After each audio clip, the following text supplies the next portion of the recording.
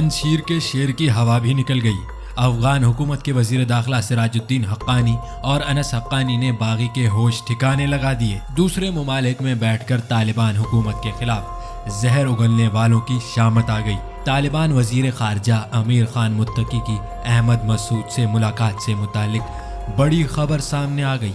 अहमद मसूद किन चक्करों में था और अमीर खान मुत्तकी से क्या मुतालबात किए गए। मफरूर टोले को हक्कानी नेटवर्क ने एक बार हिला कर रख दिया। इंसानी हुकूक, औरतों के हुकूक और अफगानिस्तान के कवानीन पर लेक्चर देने वाला अहमद मसूद को बड़ा जवाब मिल गया। हक्कानी नेटवर्क ने एक बार फिर से जबरदस्त कदम उठा लिया। हक्कानी नेटवर्क अहमद मसूद के खिलाफ कौन सा अमली कदम उठा सकता है? क्या अहमद मसूद के एहसास मुतालबात के बाद किसी किस्म की बातचीत का मौका बाकी होगा? आज की इस वीडियो में शेर पंजशीर अहमद मसूद और हक्कानी नेटवर्क से मुतालिक बड़ी पेशरफ्त पर बात करने के साथ साथ अफगानिस्तान के दोस्तों, अफगान हुकूमत और कौमी मज़ाहमती इत्तेहाद के अहमद मसूद के दरमियान मुज़ाकरात नाकाम हो चुके हैं। दोस्तों, इमारत इस्लामी के वज़ीर ख़ारजा ने ईरान के दौरे से वापसी पर मीडिया से बात करते हुए इस बात की तायीद कर दी थी कि उनकी अहमद मसूद से मुलाकात हुई है, लेकिन उसके पीछे के तमाम मुहरकात पर बात नहीं की गई, जिस पर आज इस वीडियो में तफसील से बात की जाएगी। दोस्तों, अहमद मसूद को शेर पंजशीर कहा जाता था और तालिबान के अफगानिस्तान पर मुकम्मल कब्जे के बाद वाहिद सूबा पंजशीर था जिसको आज़ाद कराने में कई दिन लग गए और यहाँ के बागी फौज के कमांडर भी अहमद मसूद ही थे। दोस्तों, जैसे ही तालिबान ने इस सूबे पर भी कब्जा किया तो अहमद मसूद दीगर तमाम रहनुमाओं के हमरा पंजशीर से फरार होकर ताजिकिस्तान और वहाँ से ईरान चले गए। दोस्तों, तालिबान हुकूमत की जानिब से तमाम मफरूर रहनुमाओं को वापस आने का कहा गया था कि अफगानिस्तान में एक जामा हुकूमत कायम की जा सके, लेकिन अहमद मसूद ने कुछ ऐसे मुतालबात सामने रख दिए जिस पर तालिबान हुकूमत की मरकजी क़यादत यानी हक्कान नेटवर्क आमादा ना हुआ। दोस्तों, ईरान के दारुल हुकूमत तेहरान में अफगानिस्तान के कौमी मज़ाहमती महाज और तालिबान के दरमियान शुरू होने वाली बातचीत शर बगैर किसी नतीजे के ख़त्म हो गई और इस हवाले से मज़ाहमती महाज की मज़ाकराती टीम के एक और रुकन ने नाम जाहिर न करने की शर्त पर कहा। इमारत इस्लामिया की टीम ने मीटिंग का कोई ठोस नतीजा नहीं निकलने पर मज़ाहमती महाज के रहनुमाओं से कहा कि वो अफगानिस्तान वापस चले जाएं। दोस्तों, ये भी खबरें गर्दिश कर रही थी कि मुज़ाकरात में नाकामी को छुपाया जा रहा था और दूसरी तरफ अफगानिस्तान के कायम मकाम वज़ीर ख़ारजा अमीर खान मुत्तकी की क़यादत में इमारत इस्लामिया के नुमाइंदे ईरान गए और पीर को काबुल वापस आ गए थे। दोस्तों, इतने दिन गुजरने के बावजूद मुज़ाकरात को खुफिया रखा गया क्योंकि इत्तलाआत हैं कि बहुत जल्द मुज़ाकरात का अगला दौर भी शुरू करने पर इत्तेफाक हो गया है।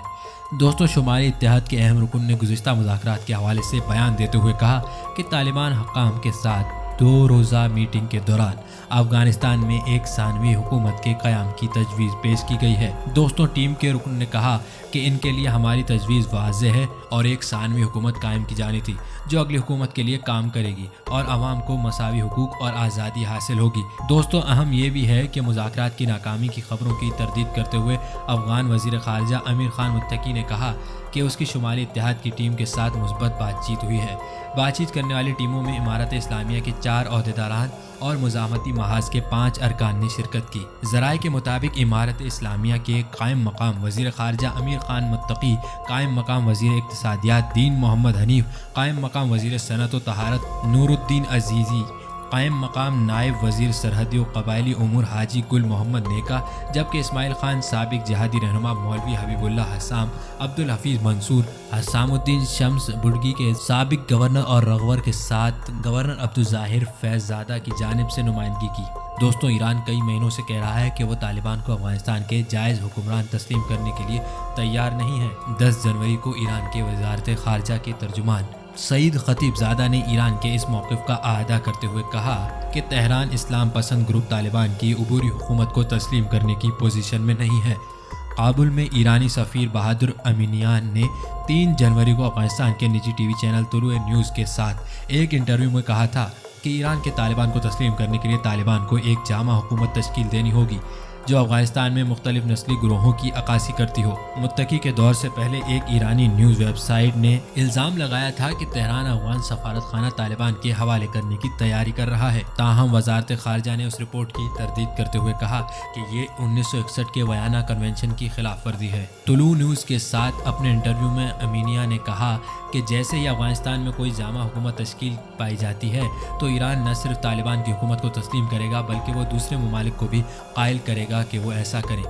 انہوں نے مزید کہا کہ جامع حکومت یا تو انتخابات کے ذریعے یا افغانستان کی اپنی روایت کے ذریعے قائم کی جا سکتی ہے۔ ایک ایسے ملک کے نمائندے کی طرف سے یہ ایک دلچسپ بیان ہے جس کے سپریم لیڈر علی خامنہ ای نے گزشتہ سال انتخابات نہ کروانے پر عرب شاہی حکومتوں کو تنقید اور طنز کا نشانہ بنایا تھا۔ ایرانی رہنما نے جون 2021 میں کہا تھا کہ 21ویں صدی کے وسط میں کچھ ممالک ایسے بھی ہیں جنہیں ایک ہی قبیلہ خاندان چلا رہا ہے۔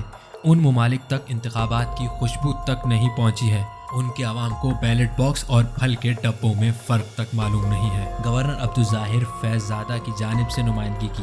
دوستوں، ایران کئی مہینوں سے کہہ رہا ہے کہ وہ طالبان کو افغانستان کے جائز حکمران تسلیم کرنے کے لیے تیار نہیں ہے۔ 10 جنوری کو ایران کے وزارت خارجہ کے ترجمان سعید خطیب زادہ نے ایران کے اس موقف کا اعادہ کرتے ہوئے کہا کہ تہران اسلام پسند گروپ طالبان کی عبوری حکومت کو تسلیم کرنے کی پوزیشن میں نہیں ہے۔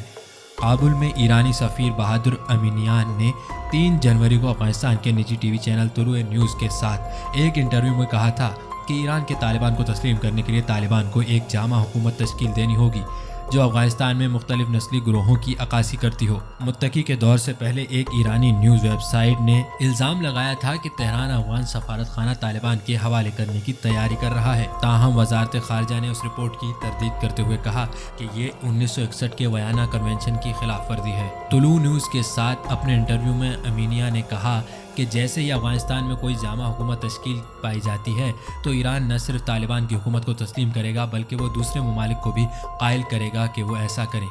انہوں نے مزید کہا کہ جامع حکومت یا تو انتخابات کے ذریعے یا افغانستان کی اپنی روایت کے ذریعے قائم کی جا سکتی ہے۔ ایک ایسے ملک کے نمائندے کی طرف سے یہ ایک دلچسپ بیان ہے جس کے سپریم لیڈر علی خامنہ ای نے گزشتہ سال انتخابات نہ کروانے پر عرب شاہی حکومتوں کو تنقید اور طنز کا نشانہ بنایا تھا۔ ایرانی رہنما نے جون 2021 میں کہا تھا کہ 21ویں صدی کے وسط میں کچھ ممالک ایسے بھی ہیں جنہیں ایک ہی قبیلہ خاندان چلا رہا ہے، ان ممالک تک انتخابات کی خوشبو تک نہیں پہنچی ہے، ان کے عوام کو بیلٹ باکس اور پھل کے ڈبوں میں فرق تک معلوم نہیں ہے کہ تہران اسلام پسند گروپ طالبان کی عبوری حکومت کو تسلیم کرنے کی پوزیشن میں نہیں ہے۔